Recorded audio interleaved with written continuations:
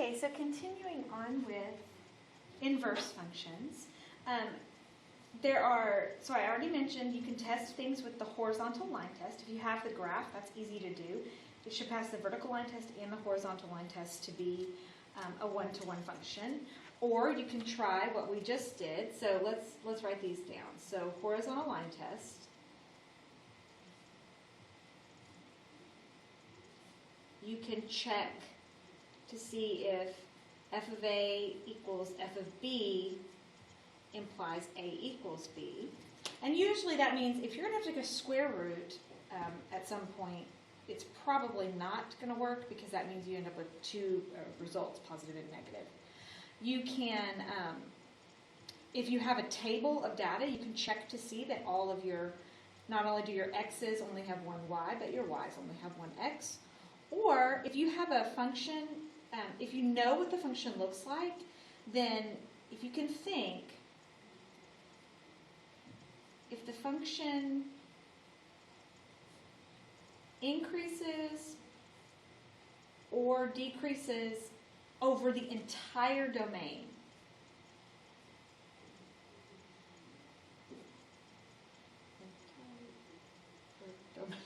that's a weird word.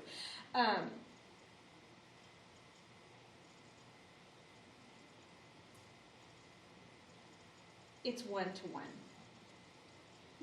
So, for example, if this is my graph,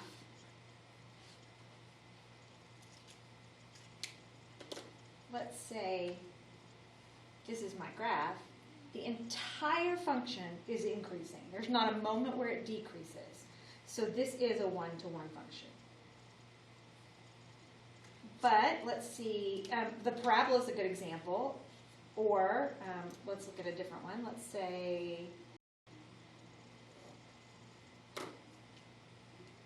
my function is cubic, like this. Well, in this case, I could look at it and go, okay, it doesn't pass the horizontal line test. Right here it would fail.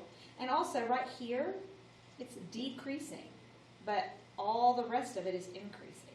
So there's a portion of it that's not increasing, which means that it can't be. Pardon this interruption, teachers and students. If there are anyone that has not had their picture made for the yearbook, please make your way to the auditorium at this time. Remember, students, this is also your student ID, even if you're a senior. So please make your way to the auditorium to have it made. Thank you. All right, inverse functions undo each other.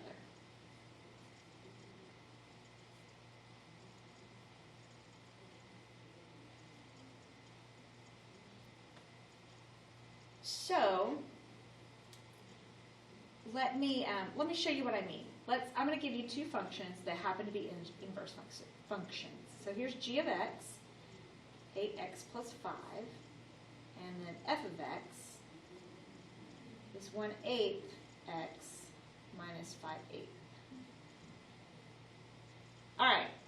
So now in this case, let's just pick a number. So I'm going to say 10. We'll say x equals 10.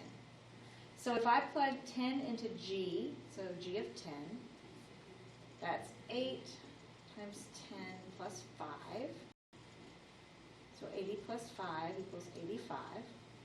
All right, now if I take that 85 and plug it into f, then I should get myself back to 10.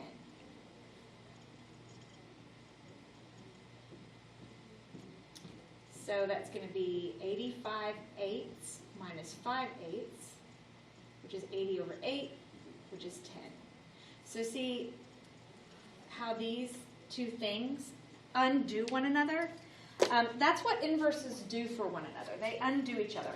Another thing that you can do is you can look and see in an inverse, if you look at my original function, let's say g is the original function there, and look at what processes you have happening. In my g function, the very first thing I see is 8 next to x, that's multiply, 8 times x, and then plus 5. So right here, I have multiply, and right here I have addition. So in your inverse, you should have the opposite, or the inverse operation, which 1/8 x, that's division, or multiplying by fraction, but that's division. And then I have minus 5. So you should have the opposite operations in an inverse, because that's how they undo each other. All right, so with that in mind, we can determine if two functions are inverses. Now, this isn't checking to see if they're 1-to-1. This is just checking to see if they are inverses of one another. We can determine if they are inverses by using Fogg and Goff. So back when we learned those, I know you were hoping they would never come back, but here they are. So let's see, we are determining inverses. All right, so my f of x this time is x cubed minus 1. My g of x is cube root of x plus 1. Now, I'm going to be honest with you, it looks to me like they are inverses, but we're going to check that, verify it, by doing Fogg of x and Goff of x. All right, so remember you read these from right to left. So I'm going to plug g into f. So I'm going to plug all of this right there. So cube root of x plus 1 cubed minus 1. All right? Well, cubing a cube root cancels that cube root. So that leaves me x plus 1 minus 1, which equals x. Now, let's Goff. So f is going into g. So I'm going to take all of this and plug it right there. So I have the cube root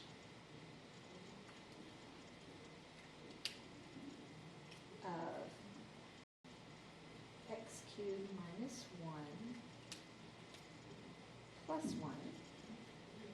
All right, well, as I'm solving that, I see minus 1 plus 1. That cancels and leaves me the cube root of x cubed, and the cube root of x cubed is just x. If both Fogg and Goff equal x, they are inverses.